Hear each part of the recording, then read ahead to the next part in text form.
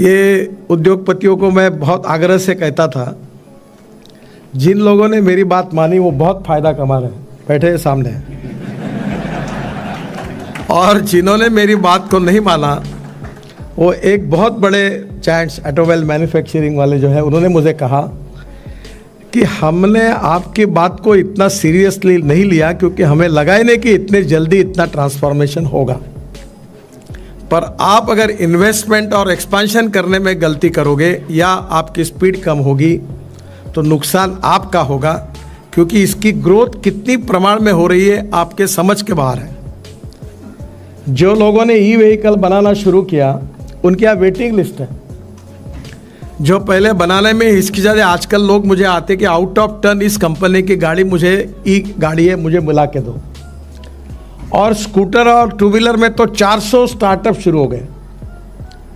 हमारे two wheeler industry में Bajaj, TVS, hero और होंडा, उनमें से 50% टू व्हीलर एक्सपोर्ट होती है। अब 400 छोटे छोटे बुलंदशहर, लखनऊ, कानपुर, कहाँ लोग इलेक्ट्रिक स्कूटर बना रहे, बेंगलोर में। तो there is a huge potential. जिसको बस में बैठना है वो बैठो। एक अंग्रेजी में कहावत है, you can take horses up to the water, you can not make the mandatory to drink the water. तो मैं, भूपेंद्र भाई कहेंगे इन्वेस्ट करो, मैं आपको कहूँगा इन्वेस्ट करो, otherwise you miss the bus, आप अपॉर्चुनिटी मिस करोगे। केवल डोमेस्टिक मार्केट में नहीं, इंटरनेशनल मार्केट में भी बहुत डिमांड है। और हमारा टारगेट है कि अभी ये इंडस्ट्री हमारी है, ये 12.5 लाख करोड़ की है। This is the industry which have 4 lakh crore of export, and this is the industry which has already create 4 crore jobs. गांव, गरीब, मजदूर, किसान का कल्याण करके हम वर्ल्ड की एक सुपर इकोनॉमिक पावर बने, $5 ट्रिलियन की इकोनॉमी बने, आत्मनिर्भर भारत बने। पर यह उसी समय संभव हो सकता है कि जब हमारे देश में उद्योग, व्यापार और खेती तीनों क्षेत्रों में विकास होगा। और इन तीनों क्षेत्रों में विकास करने के लिए टेक्नोलॉजी, नॉलेज के साथ कैपिटल इन्वेस्टमेंट उतनी ही आवश्यक है। अगर कैपिटल इन्वेस्टमेंट आएगी तो उद्योग और व्यापार का विकास होगा, तो ग्रोथ बढ़ेगी, और ग्रोथ बढ़ेगी तो रोजगार निर्माण होगा, और रोजगार निर्माण होगा तो गरीबी दूर होगी और हम आत्मनिर्भर भारत बनेंगे।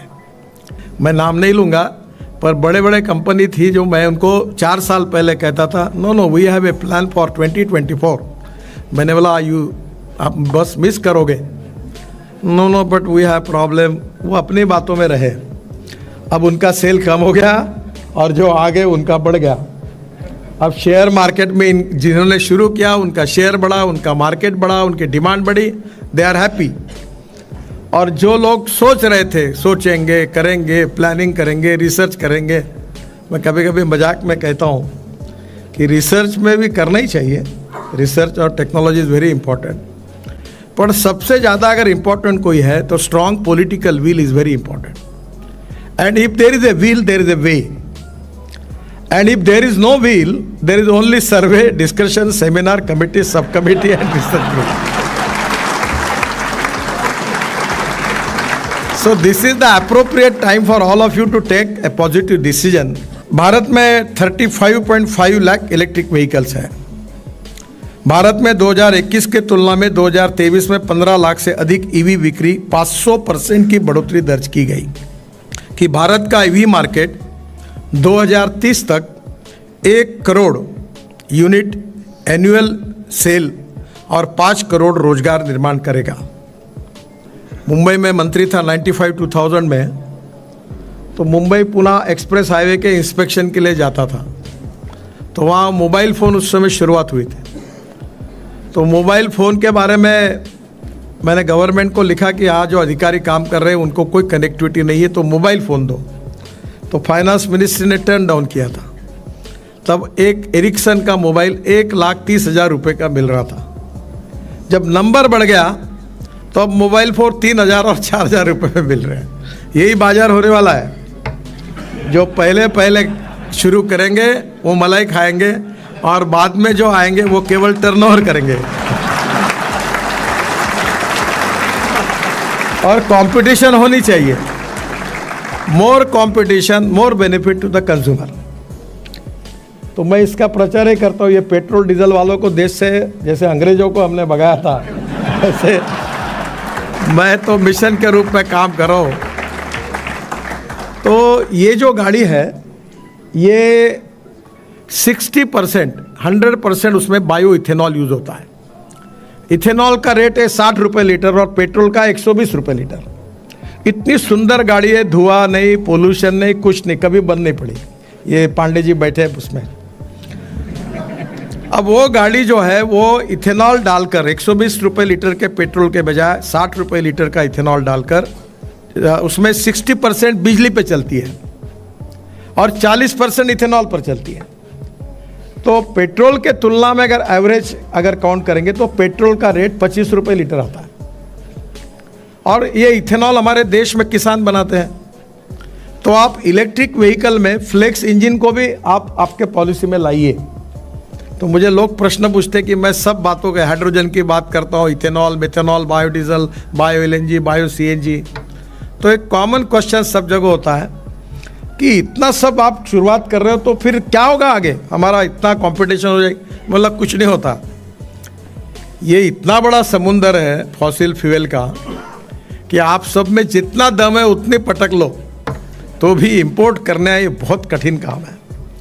अभी मैं बेंगलोर में गया था कंस्ट्रक्शन इक्विपमेंट मशीनरी के लॉन्चिंग के लिए।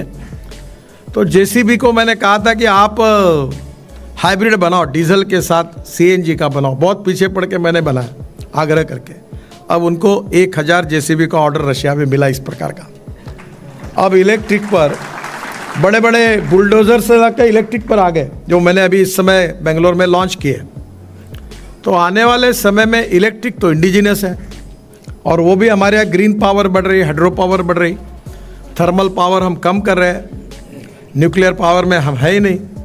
पर ये जो सोलर पावर बढ़ रही है, जब मोदी जी ने गुजरात में पहला प्रोजेक्ट किया था 16 रुपये यूनिट थी, अब 2 रुपये 40 पैसे यूनिट आई है।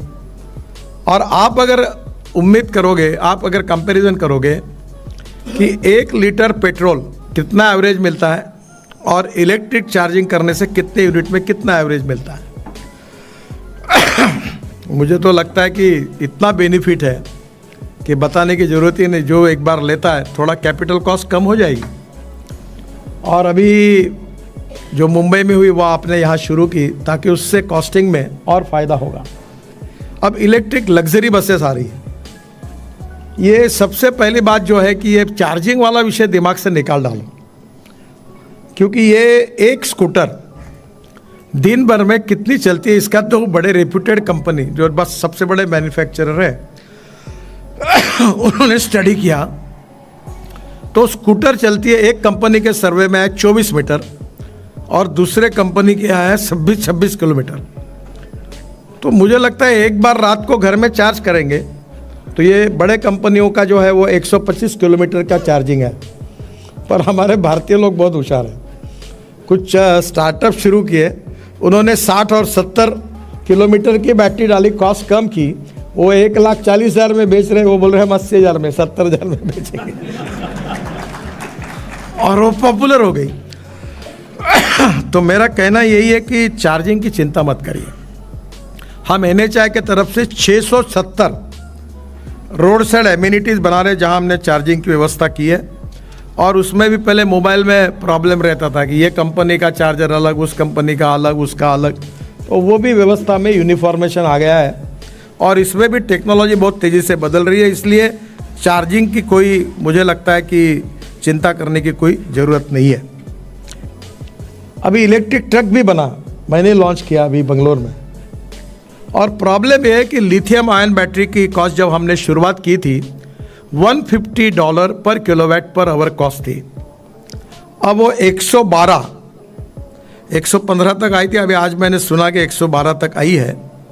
और मेरा दृढ़ विश्वास है कि आने वाले साल भर के अंदर ये कॉस्ट $100 पर किलोवाट पर आवर आएगी।